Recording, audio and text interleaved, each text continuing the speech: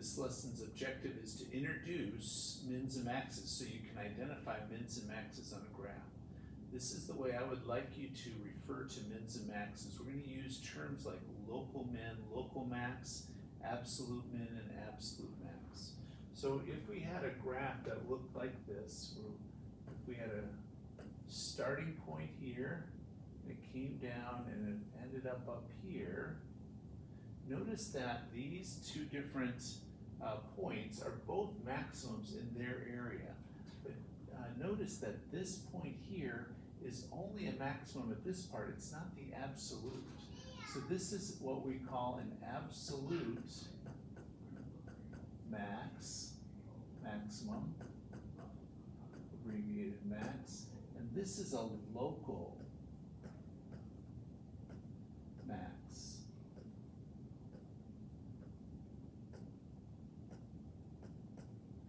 Here, this point down here, notice that is the lowest point on the entire graph, so this point is an absolute minimum.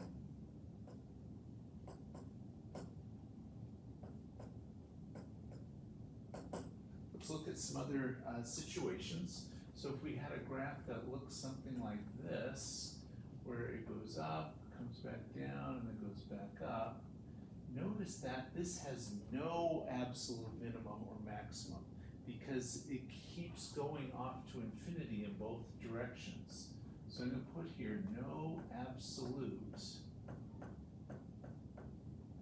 min or max.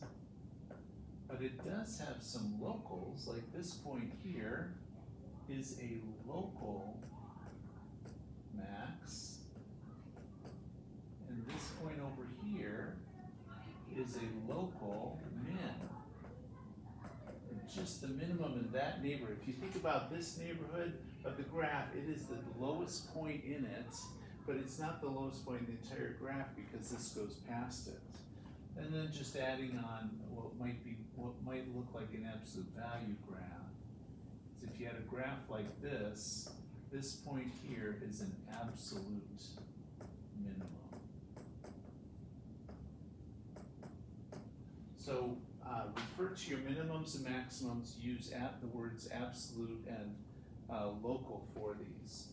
Now let's do a little bit of review, and we'll include the minimums and maximums as we do this. So let's take a look at this, this graph. So I'd like to graph this one using the idea of how graphs can be translated. If you think about this, let's go ahead and build it. So I'm going to put in here some ordered pairs.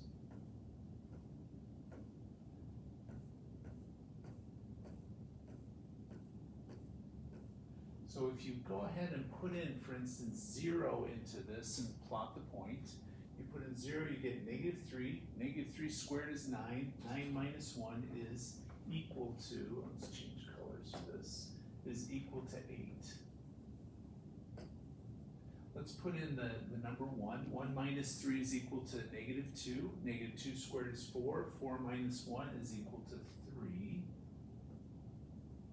Go ahead and put in now 2. 2 minus 3 is equal to -1. Squared is equal to 1. 1 minus 1 is 0. I'm sorry, let's do that again. 2 minus 3 is equal to -1. Squared is a positive 1. 1 minus 1 is 0. Then, if we put in 3, 3 minus 3 is 0, squared is 0, minus 1 is equal to -1. So if we add a -1 down here, we'll have that here. If you put in 4, 4 minus 3 is 1, 1 squared is 1, get another 0, and the graph will go up from there.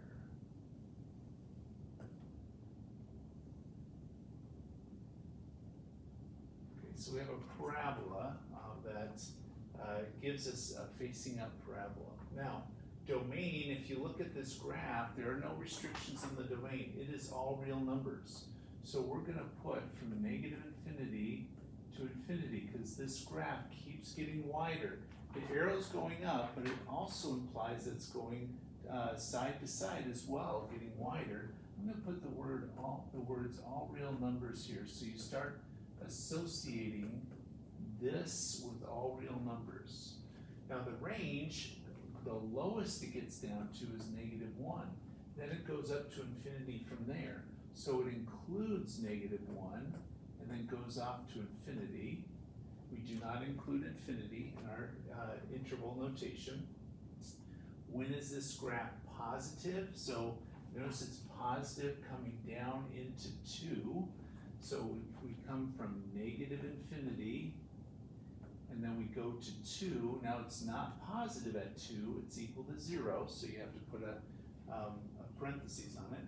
It also picks up here at 4 and goes positive again, so we're going to have excuse me, another interval from 4 off to infinity. So those two positive intervals. And then it's negative between the 2 and the 4. So we're going to put 2, 4 as the range of values that it's negative. So that means x is between 2 and 4. Now when is it increasing? Notice it picks up at this lowest point at the vertex of the graph, here and off from there. So it starts at 3 to increase. So we'll go to this one here and say it increases starting at 3, and then it increases off to infinity. Now it's not increasing at 3, it's changing from decreasing to increasing. Decreasing, it goes off to the left, so that means to -infinity here. It's decreasing in here as we go left to right, and then it ends at 3.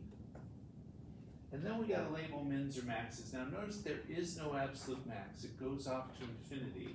The range tells us that, so there's no maximum. Instead, we're going to have a minimum. This is our absolute minimum. So we have an absolute min